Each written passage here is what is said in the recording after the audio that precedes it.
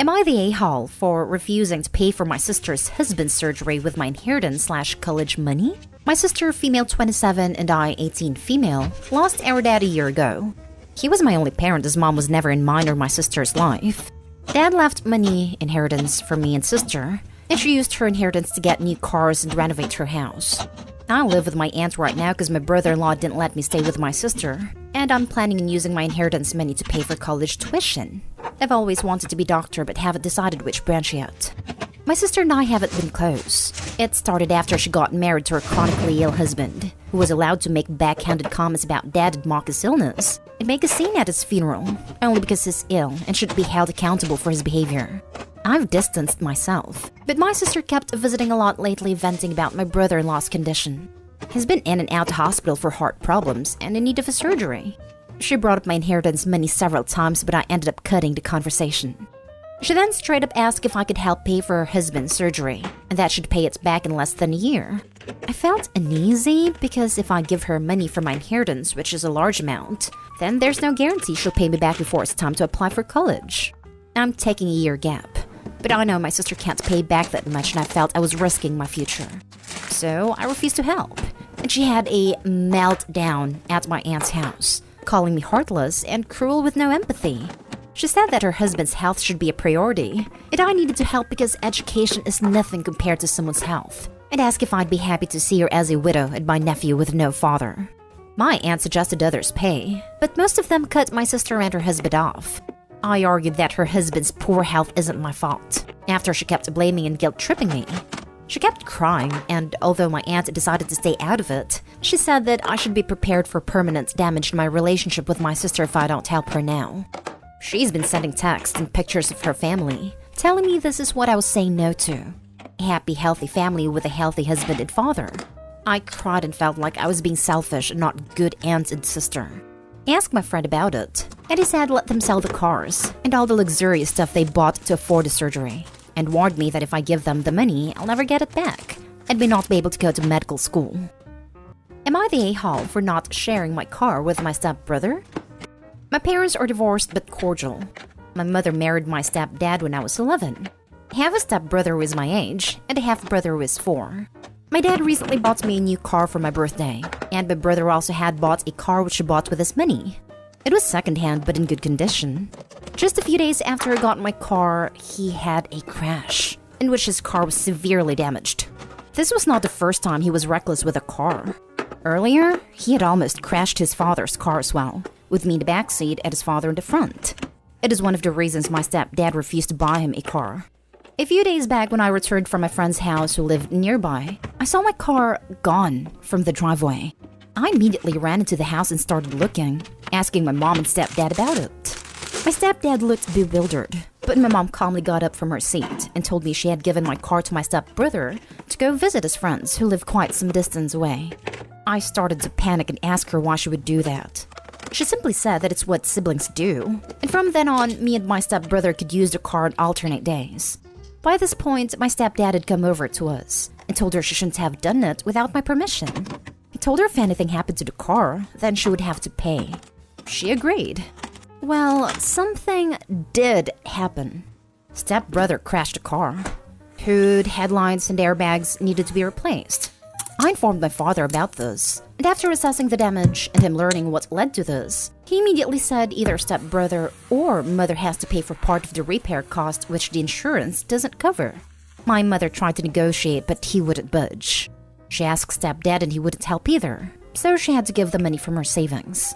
Yesterday, after the car had come back from the mechanic, she came to me to ask for my car keys. I asked what was up, and she reminded me of the alternative day policy. I told her she was out of her mind to even think I would share the car with my stepbrother after all this. But she just said she had promised stepbrother his share of days. And that is also the reason she had a car repaired so both of us could use it. I took the car keys and locked the door for my room. She then called me ungrateful. And my stepbrother said I was depriving him of meeting his friends and he was suffering. But my stepdad later came and put a stop to it. The only reason I think I might be the a-hole is because I know my stepbrother wasn't lying about his mental health issues. He has had to see a therapist because of it. His friends have been really helpful in his struggle with his mental health, and my mother did say she would pay for the damages. So, I don't know. Should I just give my stepbrother another chance? Am I the a-hole? Also, I did offer to drive my brother to his friends, but he straight up refused, saying it would embarrass him. Am I the a-hole for not wanting to help financially support my sister-in-law's family while she tries to make their circumstances better? This is something that has bothered me the last few days, so I want to get some honest feedback here. My husband and I come from very different backgrounds. He came from a pretty wealthy family and never really needed to worry about school/work because he and his sister were cuddled by their parents and spoiled. But he always had this ambition to be a vet, and thankfully he was willing to work towards it. While I came from a dirt poor family. My parents were both addicts too. And I have dyslexia and was unsupported at home or in school because my parents never took the steps to get me help, but I was able to muddle through. I ended up with a GED and I went to community college. Eventually found my talent with numbers and was able to get a solid job once I realized I did have the ability. It was hard, but we worked hard though. And I don't say this to brag, but because it was so hard for me, I have less sympathy for my sister-in-law than my husband does, because she made choices that led her here. But anyway, she's married, was living off her husband's job, but now they have 5 kids under 7 and they're struggling. My husband gave her money before, I should say borrowed, but it was never paid back, and that was fine. But now she asked him if we would agree to lend some financial assistance while she gets an education to broaden her job horizons. She said it would take 2 years. We could document every cent and she would pay it all back. She said she knows she needs to do better for her family, and that her husband can't shoulder it all anymore. My husband asked me what I thought, and I was honest. I wasn't okay with supporting them for 2 years, because it means putting some of our wishes on hold for quite a bit. We wanted to buy a gaming PC for our family which we had saved for. We wanted to fix up our basement too, so we can use it. Those 2 things would cost money that we would only have in our emergency fund if we start to give his sister money. And it's selfish, I know.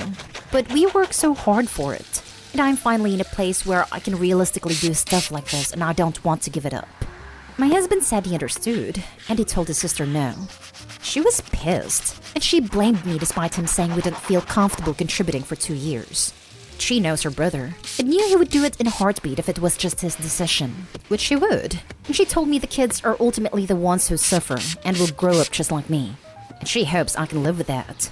My husband told her that was uncalled for, but she is kinda right. Without making these changes and working towards the better, nothing will change for them. And they're already struggling on one income and her not having any skills for a job. So tell me, Reddit, am I the a-hole? Am I the a-hole for refusing to do my stepdaughter's dishes and laundry? My husband and I share 3 kids.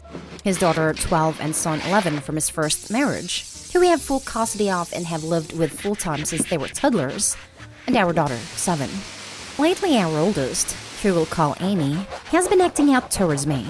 She's constantly saying that I'm lazy and do nothing around the house, and undermining me in front of her siblings. Whenever I ask her to do anything, she'll grumble and call me things like lazy idiot under her breath. The other day, when I asked the kids to clean up the mess they left on the table, I heard her tell her brother that I wasn't their real mom, and that they didn't have to listen to me. I have no idea where this came from, as I have always thought of myself as their mom, and have done everything but legally adopt them as my own.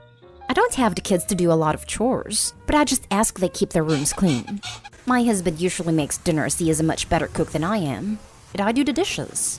I vacuum and mop the floors once a week, clean the cat litter boxes, and do everyone's laundry. Last night, when I asked Amy to clean up some paint supplies she left scattered on the floor, she called me a lazy jerk who expects her to do everything. I said, fine then. She can do her own chores from now on. Sure enough, after dinner, I did everyone's dishes but hers.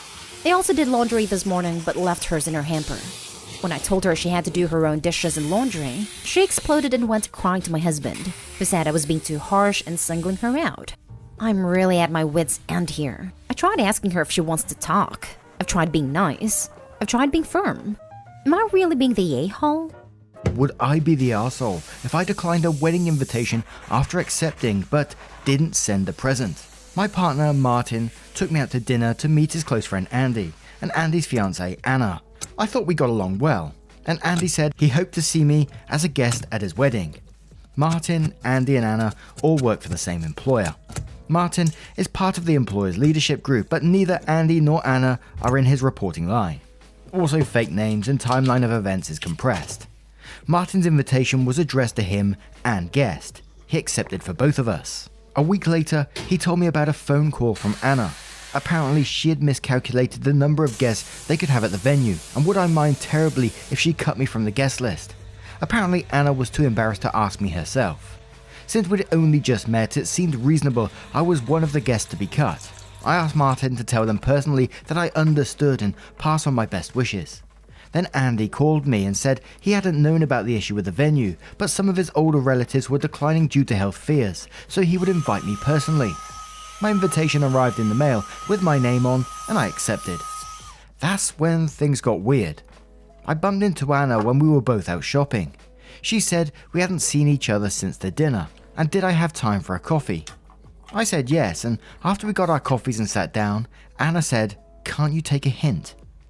I asked what she meant, and Anna said wasn't it obvious she didn't want me at her wedding. She understood I was unfamiliar with wedding etiquette and how things are done in this country, but the polite thing to do was to decline the invitation and send a present. I told Martin about this, and Martin told me about a similar incident at work. A work friend of Anna's had confronted him about my rudeness. According to her friend, Anna was just inviting me to be polite to the boss's girlfriend, and I should just be polite and decline the invitation. We talked it over, and I'm not comfortable going. Martin is going to talk to Andy in person and ask what's going on before he decides what to do. The issue is, should I give them a present? All of the wedding etiquette guides I've consulted say that if you decline a wedding invitation after accepting, you should send a present. But frankly, I feel like I am being used, and giving both of them a present feels like I'm saying I'm okay with that. Would I be the arsehole if I declined this wedding invitation, but didn't give the couple a present? Am I the arsehole for not inviting my friend Nancy to my courthouse wedding? Nancy, 27 female, and I, 27 female, have been friends for 8 years now. Adam, 27 male, and I have been friends for 10 years, and he's my best friend. My husband Mark, 26 male, and I got married a few days ago. We decided to have 2 witnesses and an officiant there, the legal requirements to minimize stress. Our 2 witnesses were Adam, who's my best friend, man of honor, and Mark's best friend / best man, John. We did not invite our parents, our siblings, or any other friends outside of those that I mentioned. I have very toxic parents and really didn't want them there for my courthouse wedding. They'd bring any negative energy with them everywhere. As not to offend my parents, Mark decided to also not invite his parents and keep it a stress-free, intimate day with our best friends. A day after we got married, Nancy messaged me a long paragraph about how I excluded her and she felt hurt. She said that if I invited Adam, I should have invited her because we're a trio. She claimed I hid the ceremony from her purposely. Here's the thing, I told her this was our plan months in advance. I've talked about it with her in front of Adam, which he confirmed is true. And again, my birthday dinner while my brother and his fiancée were also there. I told her that she must have forgotten, to which she responded by saying it was my responsibility as a good friend to remind her, and the date was very easy to remember because it falls on the same exact month and day as our wedding next year. So I didn't feel the need to remind her since I'd spoken about it with her multiple times. Her response to that was, I reminded Adam and invited him. She should have had the same thing, out of courtesy, and that I violated our friendship dynamic.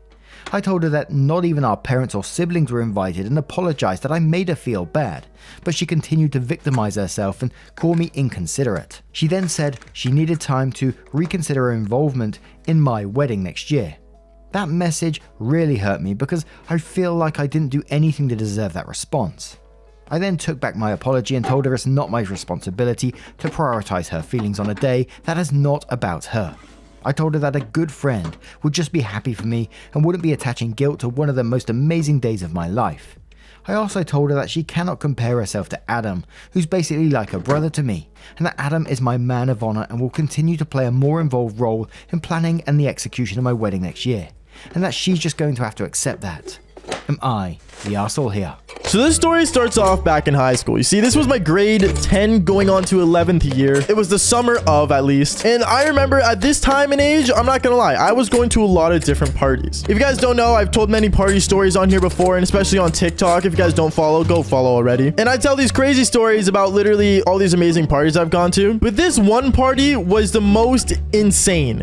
And by insane, I mean literally crazy. And it all starts off with just a basic call. So one time me and all my friends got into a group FaceTime call and we were absolutely bored out of our minds. We had no idea what to do, and honestly our summer was just getting boring and more boring by the day. And obviously when you're with the boys, you tend to try to plan something fun to do. And at the time we literally had absolutely nothing to do. So we started talking. We thought about hosting a party. Now it wasn't gonna be all of us hosting a party, but luckily one of our friends ended up having his house empty and his parents went on some kind of trip to like, I don't know, the UK or something. So we decided to use his house to go have a crazy party. But inviting people and making sure things were getting done was kind of a hard part. Because if you guys don't know, one of the hardest parts about having a party is making sure it doesn't end up as a sausage fest. Because let's be real here, you really want a perfect distribution between guys and girls. You want to make it an even 50-50, or to be honest, the more girls the better. So girls, if you guys get an invite to a party, please go. But going on though, like I was saying, I remember me and all my friends were just kind of planning out this party, and we went to my friend's house to make sure everything would be set up properly and stuff. And to be honest, we had no idea how this party was gonna go, because let's be real here, we were in high school. But I remember the next day, we ended up literally putting like Snapchats and literally telling people through text messages, even we put it on a Facebook post that there was gonna be a big party happening. Then we waited a couple days later, and this thing ended up going all over the place. Now at first, usually that'd be considered a good thing. But let's just say when the party ended up starting, we got way more people than we expected. It was to the point where people were literally outside and things were getting crowded. And funny enough, we realized that we invited more people than just our high school at the time. We ended up inviting people from other high schools coming into this place. And honestly, I ended up just being like, yo, this is like not my problem anymore. Like, this is crazy. And luckily I was happy enough that I wasn't in my house. But going on, now we actually enter into the party. So when we were in the party, we realized that there was a lot of girls I have never met. And that's usually rare, because honestly, if you guys hear from these stories I tell, there's a lot of girls from my high school that already kind of know me for doing the devil's tango.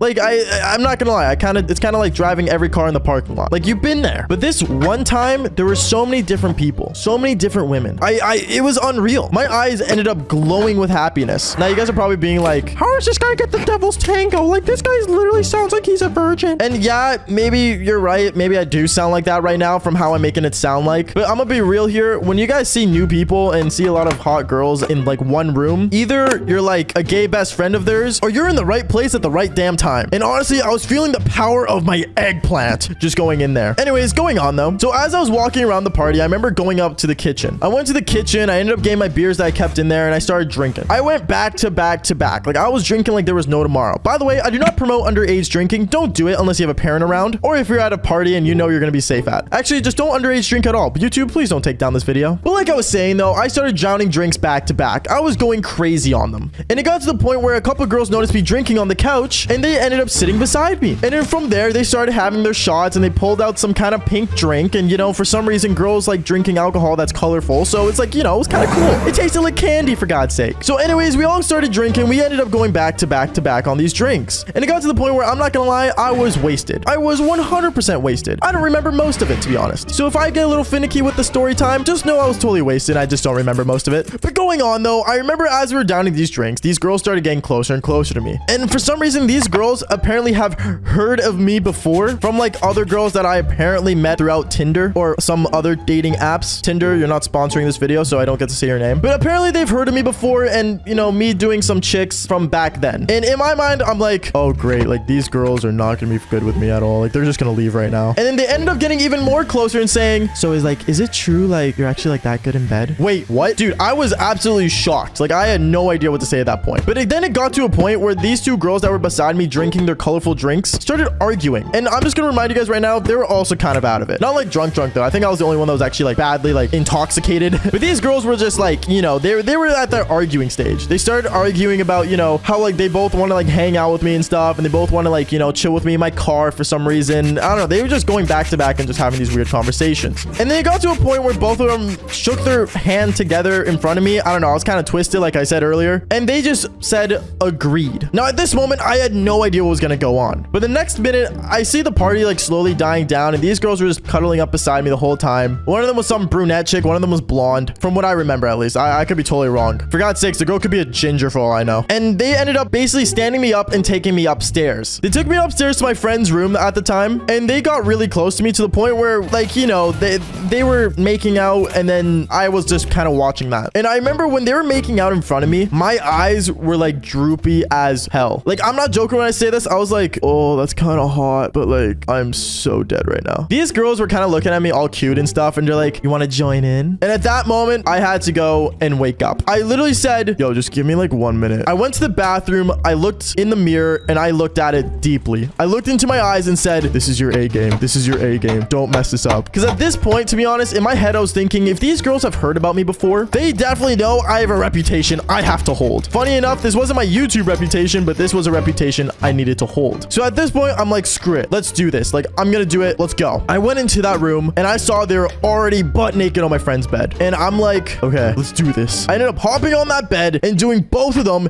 and doing the devil's tango with them at the same damn time. Crazy. I know. It was absolutely insane. It got to the point where these girls were making so much noise that it was just, it got too loud. It got to the point where when my friend was trying to shut down the party, he turned off the music and he heard noises coming from upstairs. My friend went upstairs after that and he saw I was literally on his bed with these two girls doing the devil's tango. And it was absolutely disgusting. At least that's what he described it to me. And me, I'm gonna be honest, I was totally just intoxicated to the point where I don't even remember it happening. But going on though, it just kept going on, and I want to say we were there for like another hour. And then my friend knocked on the door saying, yo, Bubba, like, you gotta leave soon, bro. Like, you can't be here the whole night. You know that, right? And then as the girls heard that, they instantly just got up and they started getting clothing on and they started giggling and stuff. And then they went downstairs. And then me, I was just laying there on the bed, just absolutely naked, going like, like, I was just so drooped out. Like, I couldn't even think straight. But then after that, I ended up getting my clothes. I put on my clothes and stuff. I just walked downstairs. All my friends are looking at me, just clapping. They're like, good stuff, Baba. Good stuff. Yeah, it was kind of awkward. I won't lie to you. But then I ended up sitting in my car and I just passed out. I literally slept in my car that night because I was so tired. And from there on out, honestly, I never heard from those two girls again. But at the same time, all I remember is that they were pretty nice. Pretty nice indeed.